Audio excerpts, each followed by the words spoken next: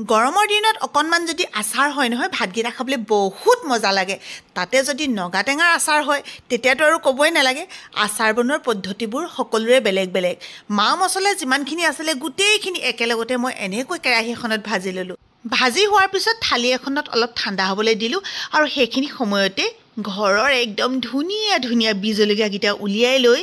ধুই পখালি কেঁচিখনেৰে কাটি ল'লোঁ হাতত লাগিবলৈ হ'লেতো আৰু নিস্তাৰ নাই আৰু আনফালে নগা টেঙাখিনিৰ ওপৰত অকণমান নিমখ ছটিয়াই সানি মেলি ল'লোঁ আৰু এখন কেৰাহী পাতি দি তাতে অকণমান কমকৈ তেল দিলোঁ আৰু তেল দিয়াৰ পিছত জলকীয়াখিনি মই আগেয়ে দিলোঁ তাৰপিছতে গুড়ি কৰি থোৱা মছলা অলপ দি দিলোঁ গোটেইখিনি মিক্স কৰি তাৰপিছত তাতে দি দিলোঁ নগা টেঙাখিনি তেল মই কিয় বেছিকৈ দিয়া নাই জানেনে এইখিনি মই এনেকৈ লৰাই আছোঁ গেছটো কিন্তু অফ কৰি ল'লোঁ মানে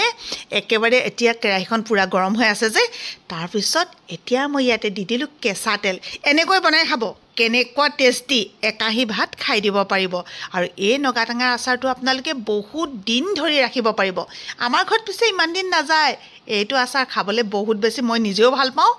আৰু আমাৰ মুনুটো আৰু ক'বই নালাগে আৰু ইহঁতিখিনিও বহুত বেছি ভাল পায় এনেকৈ এবাৰ বনাই খাই চাব বহুত বহুত টেষ্টি আজিলৈ আহোঁ দেই বাই বাই